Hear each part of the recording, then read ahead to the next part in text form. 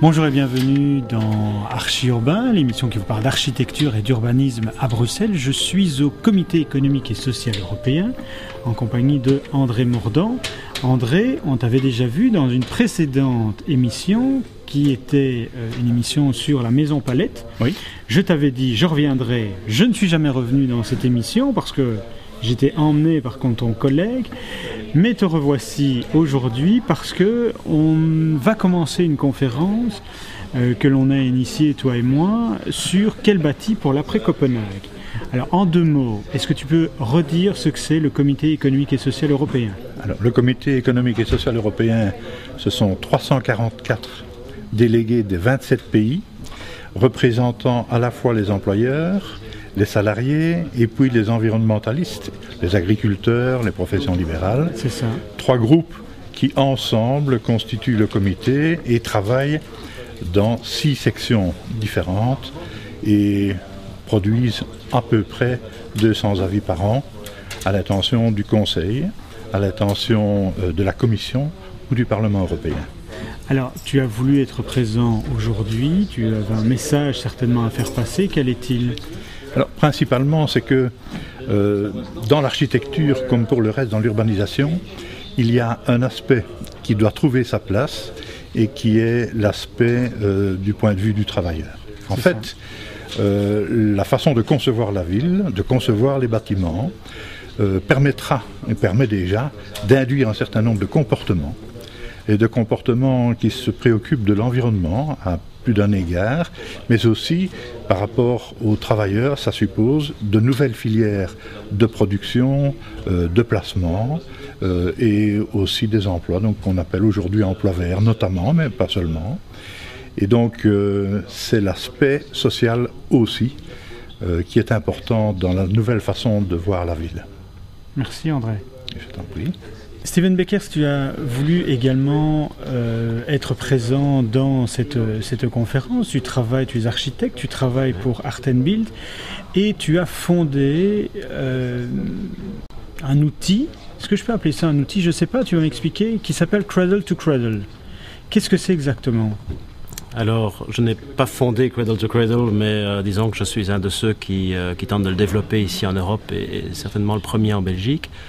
Cradle to Cradle est un paradigme, on pourrait presque dire une philosophie d'approche environnementale qui propose finalement une vision positive de l'environnement et de l'attitude à avoir par rapport à l'environnement dans quelles que soient les productions humaines qui sont considérées.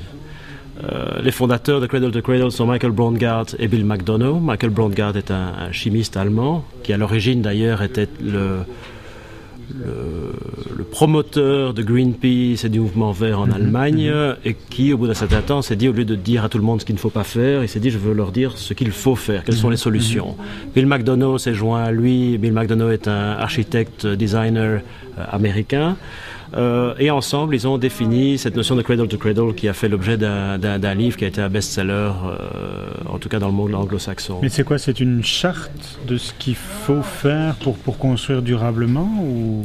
Alors la charte, justement, Michael Braungart et Bill McDonough nous ont demandé de participer à sa rédaction avec d'autres bureaux, 4 autres bureaux internationaux du monde entier. Il y en a un chinois canadien, un allemand, hollandais, nous-mêmes, et Bill McDonough, bien sûr, pour définir finalement la meilleure approche de cette vision positive de l'environnement, mais adaptée à l'architecture et à la construction. Alors cette vision, elle est finalement assez simple. Au lieu de dire qu'il faut construire moins, consommer moins et réduire l'empreinte écologique, parce que l'empreinte écologique, notre empreinte écologique, qui peut s'exprimer en CO2 et autres, sont aujourd'hui considérées comme quelque chose de négatif, on fait du mal à la planète. Là, c'est de dire, mais ayons une grande empreinte écologique qui permette d'utiliser le mot développement du mot développement durable, de l'expression développement durable, parce qu'il faut que la société humaine puisse se développer, et que finalement ce mouvement positif permette d'avoir une empreinte écologique positive, c'est-à-dire que tout ce qu'on fait doit faire du bien à la planète. On pourrait donner un exemple. Si la voiture produisait de l'air propre, de l'eau et de la biodiversité, roulons le plus possible pour augmenter la quantité d'air, d'eau et de biodiversité. Et donc, quelque part, il faut arriver à inverser les choses et faire en sorte que ce qu'on dépose sur cette planète, ce qu'on crée, ce qu'on dessine, soit dès le départ dessiné de telle manière qu'on y laisse une empreinte positive ou une empreinte négative. Où est-ce qu'on peut retrouver ça? Tu as parlé d'un best-seller. Est-ce que ça se trouve encore dans le commerce? Ça s'appelle Cradle to Cradle? Ça s'appelle Cradle to Cradle, the other way of remaking the way we design things. D'accord. Et on peut avoir plus d'informations sur Internet? On peut avoir plus d'informations sur Internet. Je vous suggère d'aller sur le site que nous avons créé avec Michael Brandgaard et Bill McDonough, qui s'appelle C2C, donc C2C Architecture. Oui, C2C Architecture.org. D'accord. Et vous retrouverez là les renseignements et la charte que nous avons écrite dans ce domaine. Merci Steven. Je t'en prie.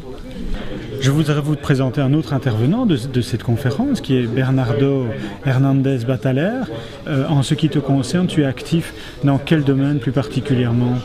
Je suis ici en représentation des associations de consommateurs, c'est-à-dire des utilisateurs finaux des produits et des services, et je travaille dans le domaine des marchés intérieurs et notamment la politique de protection des consommateurs. Quel est le message que tu voudrais faire passer aujourd'hui par rapport à ce qui s'est passé à Copenhague et à la conférence de ce jour? Bon, le message, je crois qu'il doit être qu'il faut réfléchir tout le monde, que le futur, on doit changer, que les critères de la soutenabilité, c'est pas souhaitable, sinon c'est nécessaire. Et il faudra l'insérer dans l'ordonnement juridique et dans les besoins économiques aussi. Bien sûr. Merci Bernard. Merci à vous. Dans cette conférence, nous avons différentes origines et je voudrais vous présenter Adrian Joyce qui est irlandais. Et quelle fonction est-ce que tu occupes exactement dans la vie de tous les jours? Je suis directeur au sein du Conseil des architectes d'Europe, ici à Bruxelles. Tu désirais être présent aujourd'hui à cette conférence pour faire passer un message. Quelle est l'importance pour une organisation comme la tienne de parler d'architecture après les décisions assez maigres qui s'est passées à Copenhague en décembre 2009? En effet, nous estimons que c'est très important d'emmener le message qu'une architecture de qualité et une architecture durable et l'avenir pour le bâti ici en Europe. Pourquoi est-ce que c'est important? C'est important parce que pour nos sociétés, les gens sont beaucoup plus productifs, ils se sentent mieux en eux-mêmes s'ils sont entourés d'une bâti de qualité et de beauté. Oui. Bruxelles, en 2015, c'est une résolution politique, ne pourra plus construire que durable. Est-ce que, je suppose que tu trouves que c'est positif comme prise de position politique. Est-ce que tu as d'autres exemples comme ça au niveau européen ou c'est quelque chose d'unique chez nous? En fait, la ville de Bruxelles est une des villes qui sont le plus en avant avec les objectifs qu'ils ont mis en place. Il y a plusieurs villes en Autriche, en Allemagne, qui sont aussi très en avance. Je pense notamment à Freiburg en Allemagne et à Malmö en Suède aussi. Merci Adrien. De rien, plaisir. Donc Antonello, tu es donc membre du Comité économique et social européen. Quel est le message que tu voudrais faire passer par rapport à cette conférence sur le bâti après Copenhague? Diffuser les bonnes pratiques qui ont été faites dans les pays européens, de la part de Bruxelles en particulier, qui a fait des bâtiments très très intéressants, qui sont peu connus en Europe. Il faut donc démontrer qu'on peut faire des bâtiments ou restaurer des bâtiments, comme le Berlaymont par exemple, en essayant d'épargner l'énergie et de donner donc une bonne qualité de vie à tous ceux qui habitent dans la ville. Qu'est-ce que tu as pensé du débat qui est passé? Est-ce qu'il y a des éléments intéressants et importants que tu as retenues?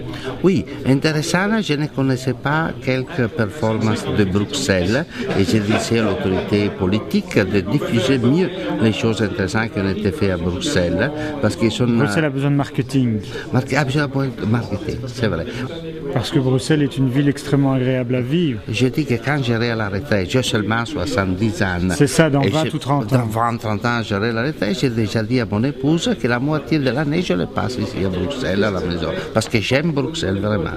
Et je dois dire une chose, j'ai dit la politique. À 65 ans, Bruxelles m'a donné la carte pour tourner dans la ville pour aller dans le métro, les transports en de ce commun. moment-là, je n'ai plus utilisé la voiture. Pas pour épargner, mais pour respecter ceux qui m'ont donné la carte. C'est vrai, et depuis lors, plus jamais de voiture. Pas de voiture, seulement pour Alors que chez toi en Italie, on ne te le donne pas, cette carte. Non, en Italie, non, il n'y a pas la même. Mais je pense que peu Son de pays radin en d'Europe Italie. donnent la carte à 65 ans. Il n'y a pas d'autre, je pense. Je ne sais pas. Et c'est une action très, très importante pour donner l'impulsion à être responsable.